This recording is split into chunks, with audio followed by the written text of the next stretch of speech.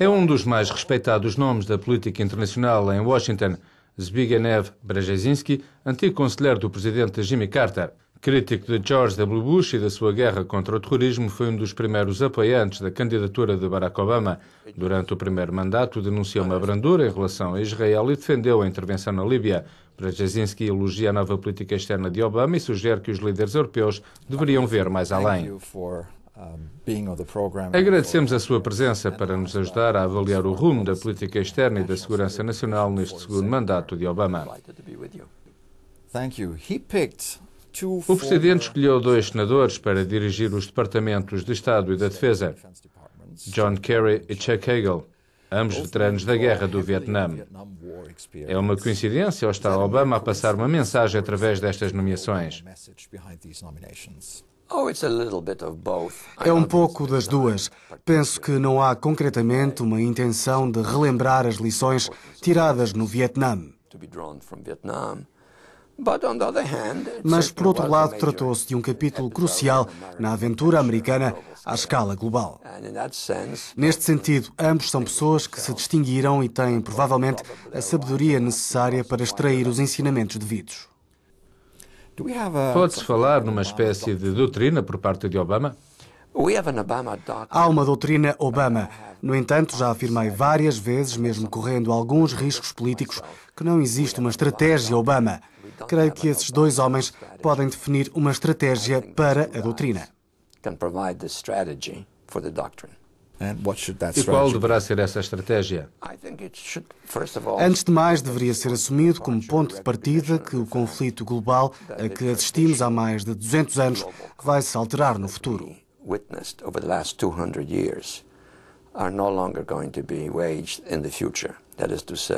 Ou seja, já não é execuível o conceito de uma hegemonia global sustentada por uma só potência, mesmo a mais poderosa. No entanto, ao mesmo tempo, vamos ter de enfrentar vários conflitos em simultâneo, o que acarreta inúmeros riscos. Daí que tenhamos de ter respostas mais inteligentes, mais diversificadas, idealmente em concertação com outros grandes países, de forma a evitar o confronto global implícito na história recente.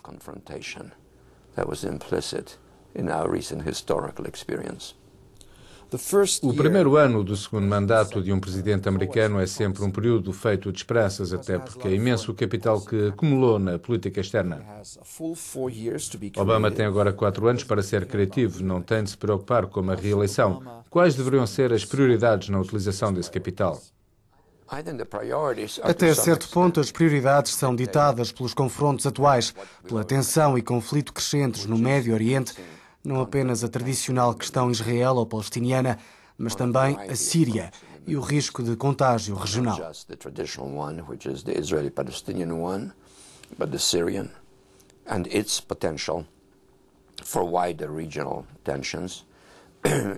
Obama tem de gerir o risco que o Irão representa. Mas, para além de tudo isto, se olharmos para o mapa mundial, se olharmos para as fronteiras euroasiáticas, a sul, para a Coreia do Norte, através do Mar da China, para a Índia e para a China, para o Afeganistão e Paquistão, Irão, Iraque, Síria, até ao Suez, no Egito, e depois também o Nigér e o Mali, vemo-nos confrontados com várias situações potencialmente explosivas. We are confronting a real belt of potentially explosive circumstances. Falemos agora da Europa. Alguns analistas dizem que, sob a liderança de Obama, a América tornou-se europeia. Apesar de alguns de nós podermos ver nisto um elogio, o sarcasmo não deixa de ser evidente. A Europa enfrenta uma série de problemas. Houve muitos erros cometidos, mas sabemos também que, no meio de tudo, parece haver um sentido de responsabilidade e de liderança política. Gostaria de perguntar, por estes dias, a América pode aprender alguma coisa com a Europa?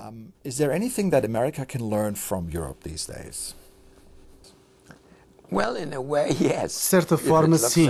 Ao olharmos para a Europa e para os problemas que enfrenta, para nós é quase um efeito de espelho.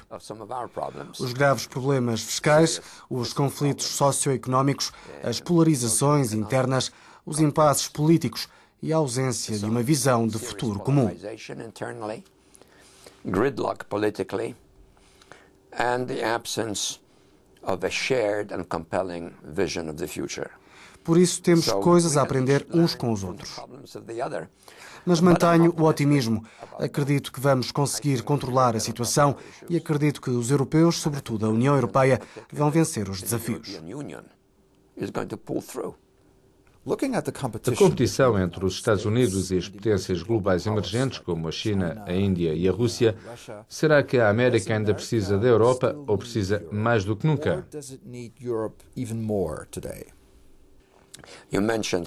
Falou na China, na Índia e na Rússia como potências emergentes.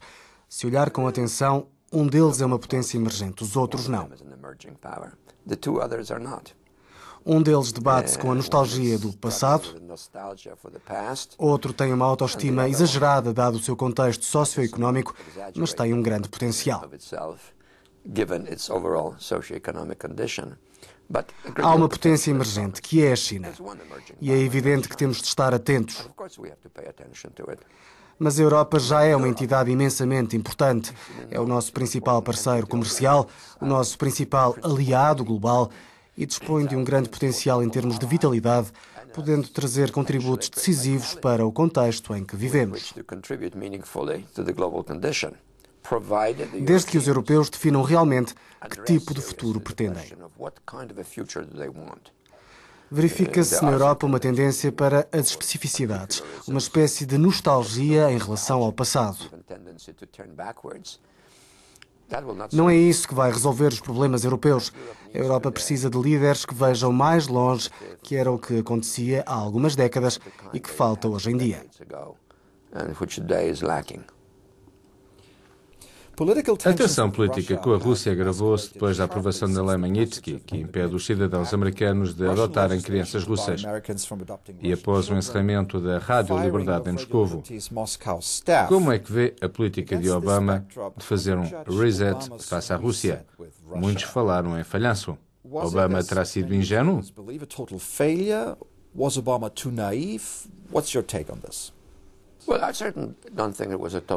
Não penso em absoluto que tenha sido um falhanço, nem que tenha havido ingenuidade.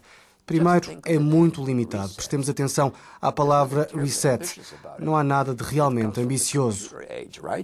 É uma expressão da era informática, o que significa fazer reset num computador. Não vai alterar dramaticamente o conteúdo do computador, é um reajuste. É, portanto, uma definição modesta de objetivos. E creio que eles estão a ser cumpridos, mas num contexto muito mais complicado devido ao ressurgimento de Putin. E a segunda versão de Putin é muito menos eficaz e sedutora do que a primeira. Ele preocupa-se com o passado, com a recuperação do conceito da Grande Rússia, com a criação de algo parecido com a União Soviética, mas com um outro nome. São propósitos irrealistas que, no final de contas, a maioria dos russos não vai apoiar.